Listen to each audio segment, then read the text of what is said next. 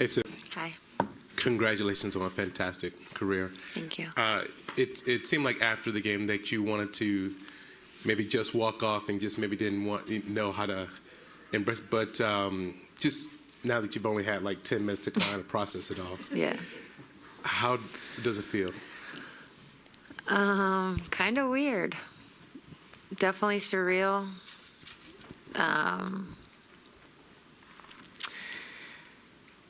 I think initially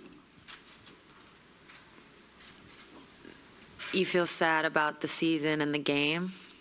Or I felt sad about the season and the game. And I then think as the emotions started to come to the surface, that's also what I know deep down, and that was my last game. So it was a combination of those two things. But overall, it just feels kind of weird.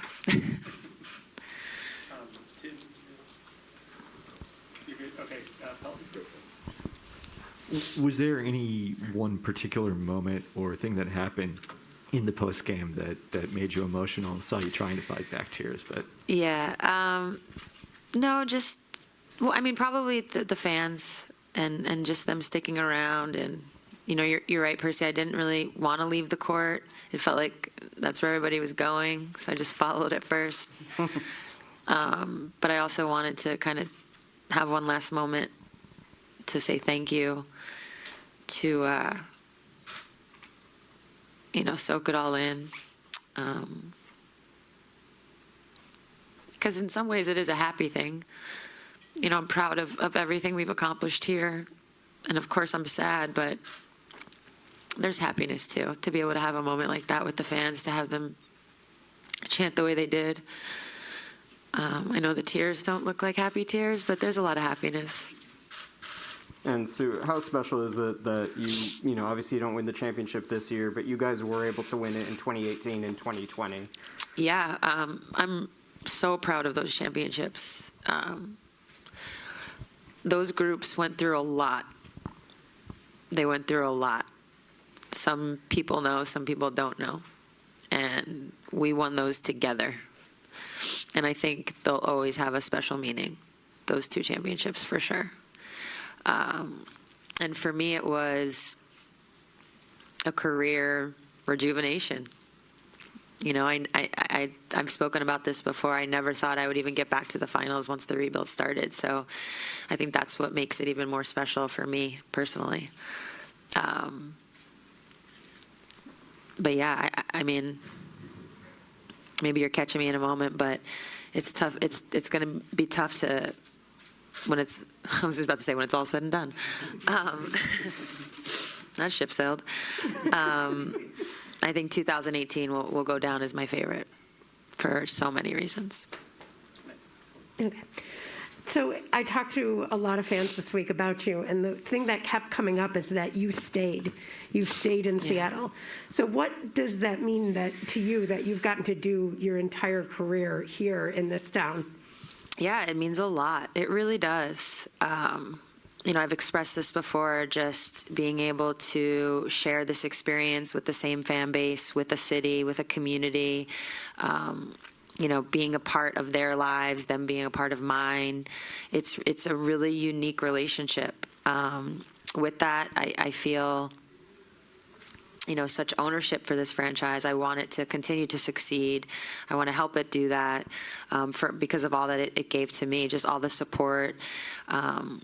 I've played for two ownership groups, the one that drafted me and the one that kept the team here, and I'm so thankful to them. Obviously, all the people who have come through the front office, all the teammates, all the coaches. I've been really lucky. So I know a lot of people might say to you that they feel lucky that I stayed, but I feel really lucky that I've got to have this. I've had this experience, that I got to have this experience. I don't think it's rare. You might not see athletes be able to do this or have the opportunity to do it, so I'm also thankful for that. But like I said, it's not rare. There's been other people to do it, but those that have done it know that it's really special and it's really unique. And I will be able to take this with me for the rest of my life. And that is really special to me. Sue, now that the moment has arrived, are there any second thoughts? Do you feel like maybe there's actually something left in Imagine? No, I don't have second thoughts. It's I don't have second thoughts. Of course, my body feels good, and so that can be tricky, or it can trick you. But there's a reason why I felt comfortable and I felt confident in this being my last year. Being able to say that out loud was a big hurdle. And once I kind of jumped over that, I knew I did the right thing because how I felt afterwards. Am I going to miss basketball? Absolutely. There's going to be nothing like this. I don't think I'll ever be able to replicate it. I'm not even going to try. But no, I know I made the right decision. Sue, I think in previous years, the way that you guys played these 4 games, we'd be talking about you in the finals. Yeah. This seemed to be a pretty spectacular series just in terms of the quality of the play. Can you sort of describe what these 4 games were like? Yeah, they were. I can only imagine from a spectator standpoint, they had to have been some of the best games they've ever watched. Just the shot making, the play making, the swings, the back and the forth. That's exciting basketball. And I think we had 2 teams that have some really special players and really special talent. I mean, wow, Chelsea Gray was unbelievable. Unbelievable. Asia, unbelievable. Stewie, unbelievable. I mean, I think about the last couple minutes of pretty much all 4 games, and it was just back and forth and back and forth. And that's a sign of things to come, I think, in this league. The talent can do that now. That wasn't always the case for a long time. So it's really exciting to see these young players shine the way they did, Jewel included. Jewel had some moves tonight. Oof. I mean, so, the league is in good hands. I think that's really what this series tells you, because it was 4 young players just taking over. So obviously an outstanding playing career. Can you just talk about all the other impacts that you've had because of the platform that you've had? And is there anything that you're really proud of that you were able to accomplish or help fight for over the span of that career? Yeah, I mean, we got a senator in office. It's pretty incredible. I'm really proud of that. I think I keep eating this. That's probably off the court, probably one of the things I'm most proud of, that our league was able to achieve that or help somebody achieve that. I think, otherwise just being able to, I really do believe that my generation of players, maybe a couple years ahead of me, a couple years behind me, just this group, with our play, I do think we kept the league alive, kept the league alive when we weren't getting on TV as much, when we weren't getting the coverage, when we weren't getting the sponsorship money or the deals. It was our play that kept the league going, and I feel really proud to be part of that generation. It's not the very first generation, but it is the one that took the baton and did the best with it that we could. And from there, now we're starting to see things change. So in some ways, I'm proud to be part of that generation that kind of kept it going. I'm also glad that my last couple years, I got to experience the change, this corner that got turned. I got a little bit of a taste of it. It's too bad we didn't make the finals. I would like to taste that charter, but I've been on it before. They're all right. Hey, Sue, it might be a little too early for this, but just that the relationship you've had with so many teammates, that the transactional relationship you've had with that.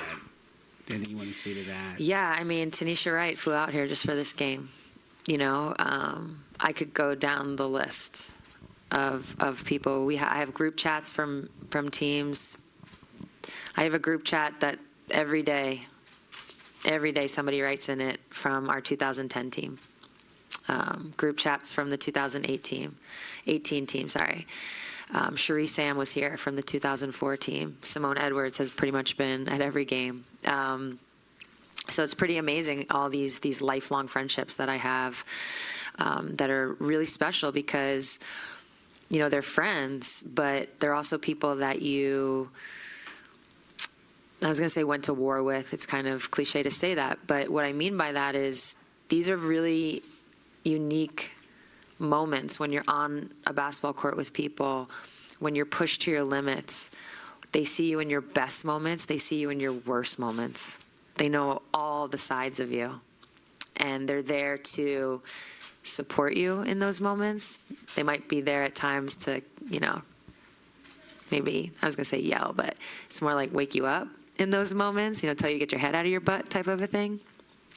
And they see who you are, like deep down. And those relationships, they're hard to come by, where you really experience that with another group of people. So, again, I could go down the list. I mean, there's people on this current team that I feel that way about, that I know will be in my life forever. So, that's another thing. I'm really kind of back to playing in one franchise for the same, playing in the same franchise for my whole career. That's a big part of it, right? Having all these different relationships, and we're all kind of connected by the storm. Okay, we've got time for 2 more questions. We're going to go to Zoom for those. Mike Vopel, excuse me. Go ahead with your question. Thank you. Sue, I know you talked about the league being in good hands and the high quality of play we've seen.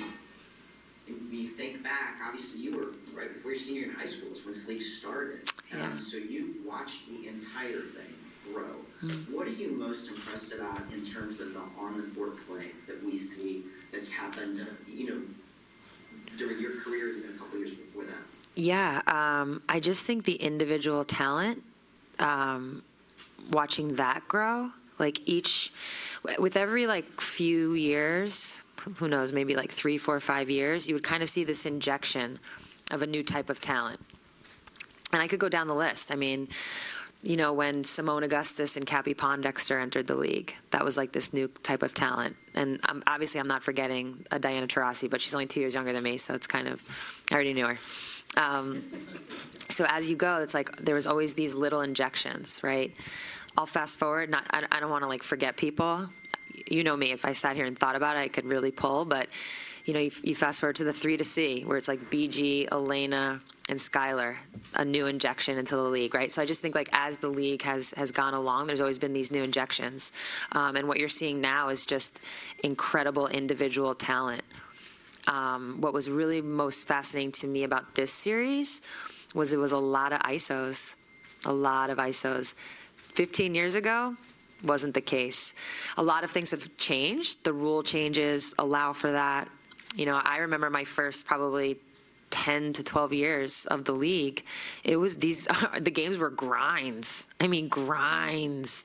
The year we won in 2010, that's how we wanted to play. We wanted the score to be in the 60s. And now, because of rule changes and because of this individual talent, you're seeing more, free flow. I think, honestly, I would love to be 22 now. That'd be amazing. I'm not a grind out defensive player. I was born in the wrong era. It'd be amazing to play now as a young pup. But that's what's exciting about it, and that's what sports is. They evolve, they change. Of course, our counterpart in the NBA, we see it in the NBA, and you're starting to see it now. It's just starting to evolve and change, and it's getting very exciting to watch these individuals go at it. And that's what this series, I think, really showed us. Last question, Jackie Powell. Go ahead, Jackie. Hi, Sue. You talked about how this franchise went through a rebuild and how that was something that was really special to you. So I'm curious what you think it takes for a successful rebuild to happen in this league, and what about that process, or what it taught you, what that process taught you in your career? Well, you got to get the number 1 pick. That's pretty much what this conversation is, let's be honest. I'm not encouraging tanking. I understand this is not what you want to have happen, but I can name maybe 2 teams that have ever had success, going to the finals, winning a championship, that don't have a number 1 pick on them, or don't have, multiple top 3 picks. I think women's basketball, given that we only have 12 teams, I also think women's basketball, when you have special talent, that's when you win. You win a championship because you have a player like Stewie on your team. You win a championship because you have a player like Lauren on your team. See, I keep eating this. You win a championship because you have players like Diana Taurasi or Maya Moore on your team.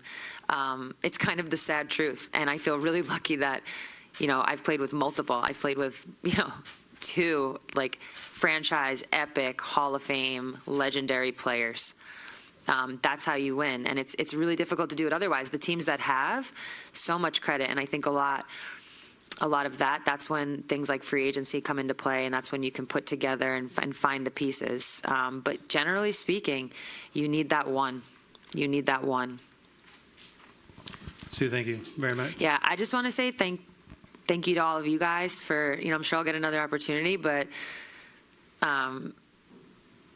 it's been a pleasure. And I just want to thank you for covering me, covering us, covering this league. I hope you continue to do that. It's because of you that we're able to keep this league going. I see a lot of old faces in the room, but I also see a lot of new ones. I can't see who's on Zoom, but I just want to thank you all. Like I said, it's been a pleasure, and I guess I'll see you soon. Thank you. Thanks, Sue.